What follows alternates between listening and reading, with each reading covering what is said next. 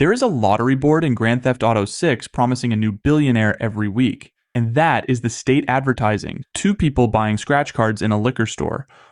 Rockstar has invented about 200 companies for this game. Beers with slogans, news networks with tickers, a cabaret with its own marquee. So, I went through everyone. And we start with the drinking because Leonida very clearly does. And Pisswasser is the one you know. Fourth Grand Theft Auto running and still the worst lager in fiction. Patriot is stars and stripes on the box and no other ideas, and it turns up in the very first shot of trailer 1. Lager has been around for years, and it is back with a light variant called Dreich, a Scottish word meaning miserable weather.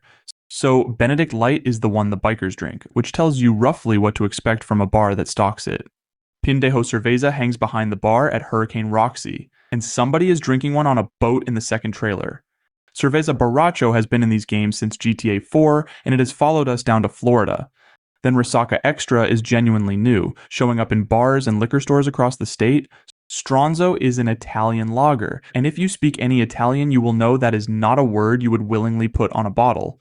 Raga Rum is the Jamaican one, and it is no stranger to Vice City either. You start to notice, going through these, that Rockstar has never once used a real brand. Every single label in this world was drawn from scratch by somebody on payroll. But Sour Braze we only know from the side of a van, filmed from a news helicopter, which is a strange way to meet a company. And then my favorite thing in the entire game, a beer called Dignity, 99 cents a can, and Rockstar never once draws attention to it. All of it is on sale in the same place, and that place has outlasted every protagonist this series has had. 24/7 has been here since Vice City, and it is still where the story goes wrong.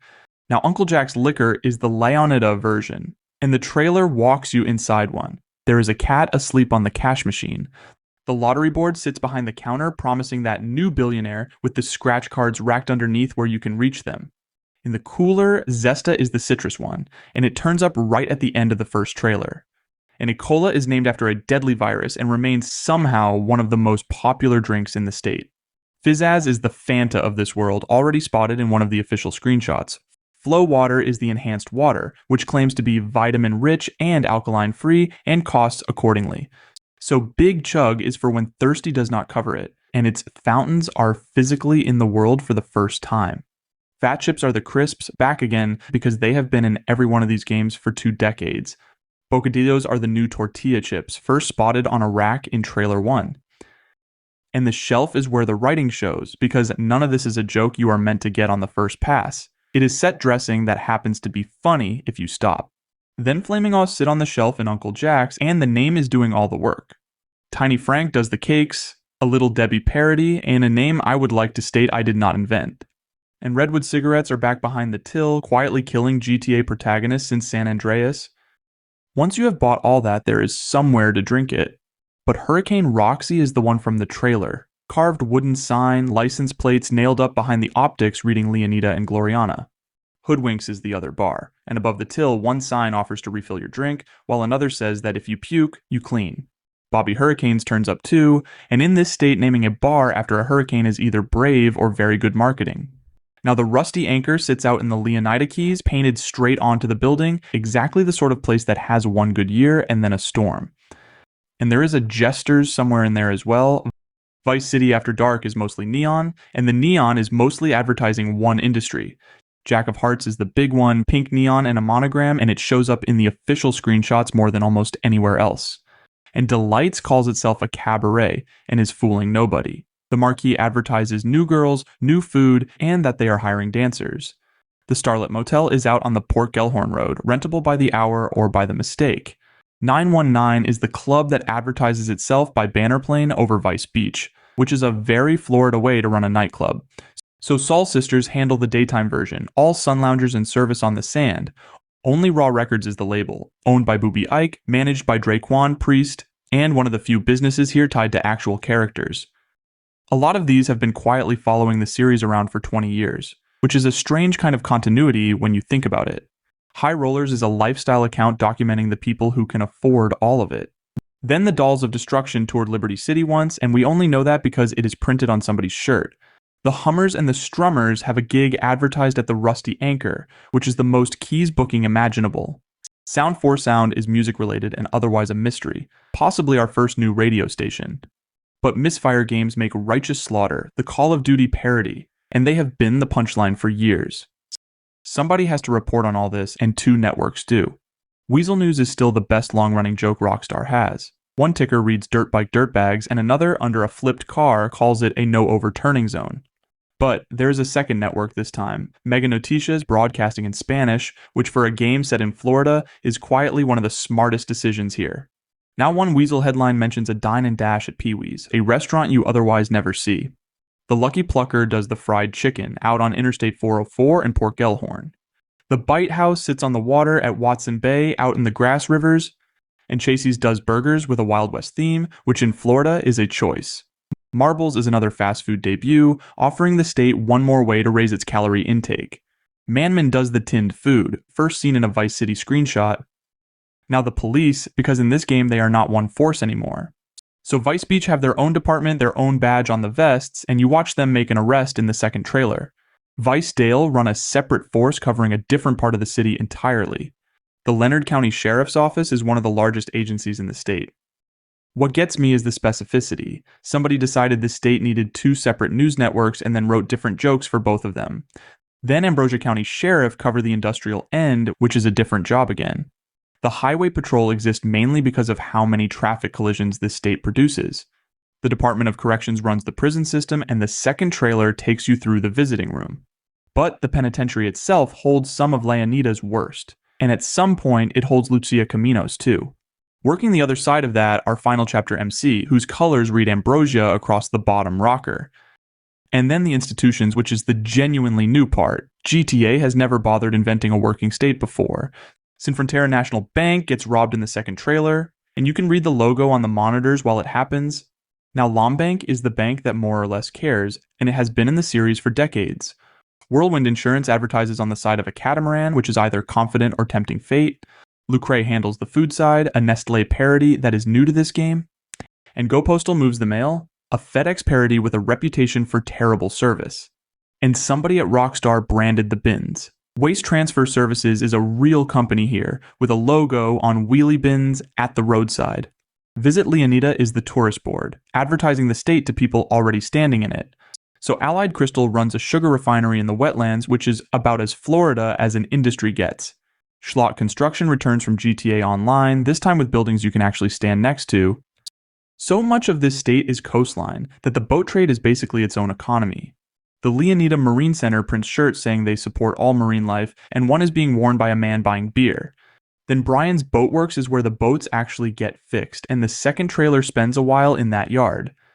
None of that is a mission, by the way. It is scenery you drive past, and Rockstar built all of it anyway. Airgator build the airboats. The airboat Aero 9 specifically, which is what you need to cross the Grass Rivers. Crest do the kayaks for the quieter water up around Mount Calaga. But Rolex make the outboard motors, and you can spot them sitting in Brian's yard. Lure and Reel sell the rods, giving the Keys one more excuse to be out on the water. Lure Predator is the boat itself, name readable straight off the hull. Now Bilgeco containers ride the BTN Delmar in and out of the port, which is the least glamorous job in the state. Getting anywhere means fuel, and two chains are fighting over the same forecourts. Aero Gasoline has the yellow and blue canopy you see in the rain in Trailer 1. Alpha is the rival chain with a confirmed station in Port Gellhorn. And Demon Oil do the engine lubricant, and they are somehow not new to Vice City. Watkins Auto Parts sell you the parts, also in Port Gellhorn. Rideout Customs is where the car gets ruined properly, spotted on the back of a modified truck. So Grease Nation do the oil changes, which is the least glamorous business Rockstar has ever named. And there is a motorcycle dealer called Liberty City Cycles sitting in the middle of Florida, a long way from home. Then the retail, which is where the writing gets properly silly. The Evergreen Shopping Center out in Waning Sands is where several of these live. Then MID is a shop at Evergreen, and nobody knows what it sells. The name may be the entire joke. This/that has a unit there too, and its business is equally unclear. Old Gen do hats and make the most fashionable headwear in the state, but Backside Skateboards handle boards and skate clothing. And the deeper in you go, the more it feels less like a game world and more like somebody invented an entire economy and then let you loose in it. Lobon Sportswear came up from GTA 5 and is already confirmed back. 420 rolling papers are branded with a subtlety I will let you judge for yourself. Now Vapomin is one of several vape brands because vaping makes its series debut here. Gynes do the supplements for the part of Vice Beach living between a mirror and a shaker. After Shaft make engine control units, and somebody in that marketing meeting knew exactly what they were doing. And Impure is the hand sanitizer, keeping a deeply unhygienic state germ-free. Want is a credit card company that also sponsors races. Limit does the same job, and between them, Leonida has two ways to get into debt. So Facade is the Microsoft of this world, computers, operating systems, and phones. Daewang do Korean electronics back for only their second appearance in the series, and Ono make everything else, confirmed back in trailer 2 with a sticker on a till. Leonida has a sports culture too, and it is exactly as healthy as everything else here. Then the Vice City Manatees are the football team, and somebody wears the jersey through the second trailer, number 16. The American Football Federation runs the league, the NFL parody. Sahara Arena is home to the Vice City Narcos, the championship-winning basketball side, and the Gellhorn International Raceway does the drag racing, its name printed across a vest. The Thrillbilly Mud Club is an off-road park based on a real one, which somehow makes it worse. Port Gellhorn Pawn and Gun sits near a recently robbed liquor store, which is either convenient or a warning. If you are only visiting, there is no shortage of places to stay. Now, the ocean view is back, and it resembles the real Clevelander more closely than ever. By this point, I had stopped counting the jokes and started counting the industries, which is probably the moment the scale of it landed. The Dominion appears in trailer 2, over in Ocean Beach. The Atlantis is based on the Beacon, and it was in the very first piece of GTA 6 artwork. And the Cordelia takes after the Park Central. The Seahorse sits along the same Ocean Beach strip. Hotel Boardwalk is the Breakwater, revealed back in trailer 1. And Hotel Dixon takes after the Victor. 7 hotels, all Art Deco, all real buildings underneath. A lot of what I have just listed you already recognize, and that is deliberate. V-Rock is back from Vice City, printed on a t-shirt, and for anybody who played the original, that is a proper punch to the chest. Ammunition returns as Phil's storefront and all. And again as Stronghold, because one gun shop was never going to be enough. Duke Arms handle the manufacturing side, White Wolf do the knives and tools, but iFruit still make the phones, and you can spot one in somebody's hand at Jack of Hearts. Bean Machine still do the coffee.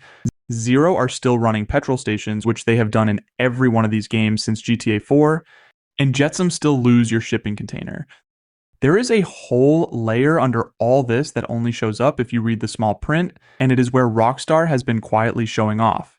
Poach is a government agency, protection of animals and controlled hunting, and it exists to manage the state's wildlife. Sahara is the Amazon parody running deliveries across Leonida. Lando Corp works the port, and those are their cranes over the container yard. Box tracks move goods by sea and rail, and their containers are everywhere once you notice them. Bilgeco ride the same ships, which is the least glamorous job in the state. Shark is the credit card company, and it is the one behind the real-world payment system too. Croex do the luxury watches. The Rolex of this world back again. Navitrack is new and unexplained, though the name suggests navigation. My Ways we know only from a bumper sticker on a rancher in the second trailer. And the shelves keep going because this state drinks and medicates in roughly equal measure. Lavazza's looks set to be one of the bigger beers, whatever the name suggests. John Samuel's is the whiskey, and it is not hiding which real bottle it is copying. Pillock is a flavored vodka, new to the series entirely. Thaw covers the hard seltzers because, of course, it does. Dreisch turns up in an advertisement in the first trailer, a Scottish beer named after Scottish weather. And Fix is the pharmaceutical company behind the billboard reading "It cures emotions." That is a dissociative being advertised on a motorway. Gorge make the coolers that keep all of it cold. Artec do the bottle coolers, which is a business so specific it is almost a joke on its own. Jacked is the paper towel, stacked in quantity in a petrol station in trailer 1. Impure keeps the place sanitized, which given everything else here feels optimistic. The clothing labels are where the names stop pretending to mean anything. Eris is the Nike of this world, and it has had a proper redesign for 6. Guffey do the headwear, the Stussy parody. Sessantanove is the high fashion one, worn in the first trailer and priced accordingly. Ferruccio Tucci is the premium menswear, revealed in trailer 1. Hinterland is one of the oldest clothing brands in the whole series, and it is still going. Rearwall handle the outdoor gear for people who actually leave the city. WHS stands for We Have Shoes, which is the entire proposition. Scala is unexplained, though everything about it points at high-end fashion. Kowalski is the jeweler at the Evergreen Center, the Swarovski of Leonida. Callus is another Evergreen unit, and nobody knows what it sells. Alpha appears to be the sports shop at the same center. Evergreen is the center itself, out in Waning Sands, quietly hosting half the shops in this video. Then there is the industrial half, which nobody was ever going to make a mission out of. Sumo is one of the longest running companies in Grand Theft Auto, and the electronics giant is back. Blick make everything from televisions to vending machines, so their gear is genuinely everywhere. Wiz do the phone network, and they are iFruit's main competition. Airaid make fans, which in this climate is not a small business. Hawks do the tires, taking after a real Japanese manufacturer. LU-83 is the WD-40 of this world, loosening everything that seizes. Halt make the brakes, and the name is doing the work again. T-East do vehicle parts, and you find them as a sticker on a tool cabinet in Brian's yard. Ned's is nitrous-enhanced drive systems, back from GTA Online. Volker Marine build the boat engine specifically. Vice Vinyl wrap the cars, named after the city it sits in. Burnout Scooters showed up in Trailer 2, possibly already out of business. Yukon do chewing tobacco physically in the world for the first time. Capo are a new weapons manufacturer, and a Capo pistol appears to be Raul Bautista's choice. Beast make the weight plates, which is how you know it is a Vice Beach gym. The Neptune is another hotel, on the road modeled after Ocean Drive. The Allied Crystal Refinery is the main employer for the whole industrial county. The Vice City Narcos are the basketball team, and they have already won something. Gutless Wonders are a band confirmed in an official screenshot out in the Keys. Which brings me to the cars, and this is the part I did not expect to enjoy. Almost every manufacturer in this series maps onto a real one, and once you know the pairings, you cannot unsee them. Albany do the big American luxury cars. Annis is the Nissan of this world, and one has already turned up in the marketing. Benefactor is Mercedes-Benz, German and pleased about it. Bravado is the American muscle with a bull on the badge. Vapid have been one of the biggest names in the series since the HD games began. Obey is the other German luxury marque, bringing its best-known cars along. Pegassi cover the Italian superbikes and supercars. Pfister is Porsche, and it has been mentioned since San Andreas. Grotti are Italian and build some of the fastest cars in the game. Übermacht is BMW, and they make heavy machinery too. Karen is Toyota back again. Emperor is Lexus, and it is a small roster that will probably grow. DeClass is Chevrolet with a few other American brands mixed in. Dinka is Honda, doing everything from small cars to dirt bikes. Canis is Jeep, and they handle the off-road end. Ocelot is Jaguar, British and expensive. Shyster is Chrysler, with a name based on a swear word. Willard is Buick, and a new saloon is already confirmed. Imponte is Pontiac, known for two-door coupes. Invitero build the Coquette. Maibatsu has been here since GTA 3 and has barely missed a game since. Shitsudu Vehicles and Electronics teased through an in-game advert.